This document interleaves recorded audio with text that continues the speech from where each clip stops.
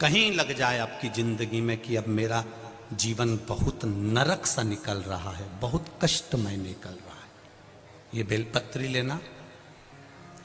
इस बेलपत्री के बीच वाले पत्ते पर पीला चंदन लगा लेना। कितना लगाना है? बीच वाला जो पत्ता है उस पर पीला चंदन। जब आपको लगे कि मेरा जीवन बहुत कष्टमय है, अब ये रोग, अब ये कष्ट दूर ही नहीं हो रहा, अब ये आए दिन तकलीफ पर तकलीफ बढ़ती जा रही है, आए दिन रोग बीमारी, पैसा घर में बच नहीं रहा, बहुत कष्टमय जीवन है, इसमें लगाओ पीला चंदन बेलपत्री की बीज पत्ती पर। और बीज पत्ती पर जब चंदन लग जाए, लगने के बाद में ये दोनों पत्ती पर लाल चंदन लगा लीजिए। इन दोनों पत्ती के बीच में जो डंडी का भाग होता है, आपको कहा था, आपको स्मरण में होगा शायद, हमने जब बेलपत्री की महत्वता बताई थी तो उस बेलपत्री की महत्वता में कहा था ब्रह्मा विष्णु महेश ये तीन हैं, बोला था। बीच में ये बड़ी पत्ती से लेकर जो दो पत्तियां होती हैं, इनके बीच में जो जगह बचती है, इसमें मां पार्वती के 64 योगनियां, मां पार्वती अपनी पूर्ण सिद्धि के साथ में जितनी भी देवी के स्वरूप हैं, वो माता 64 योगनियां देवी के स्वरूप में यहां पर विराजमान होती हैं। दो पत्ती के नीचे से जो डंडी होती है नीचे तक, ये पूरी डंडी में 33 कोटि देवी देवताओं विराजमान होते हैं इस पूरी डंडी के अंदर।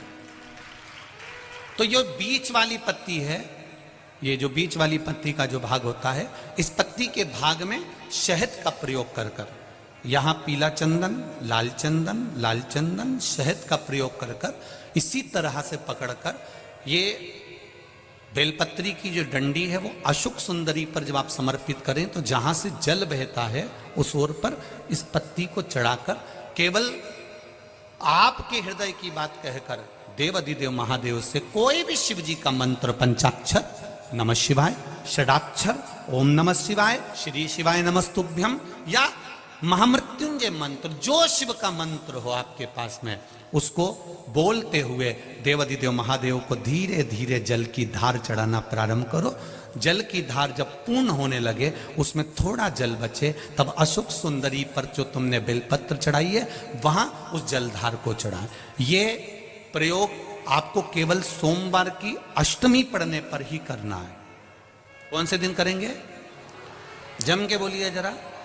सोमवार की अष्टमी पढ़ने पर यह प्रयोग करें और जल चढ़ाकर बाबा से विनती कर कर उसी बेलपत्र को वापस उठाकर कहीं जलाशय में या किसी पेड़ के नीचे विसर्जन कर दें और एक लोटा जल वहां भी चढ़ा दें। बस निवेदन कर कर आ जाइए, मेरा बाबा 3 माह के अंदर हाथ जरूर पकड़ेगा और आपको दलदल से बाहर निकाल देगा।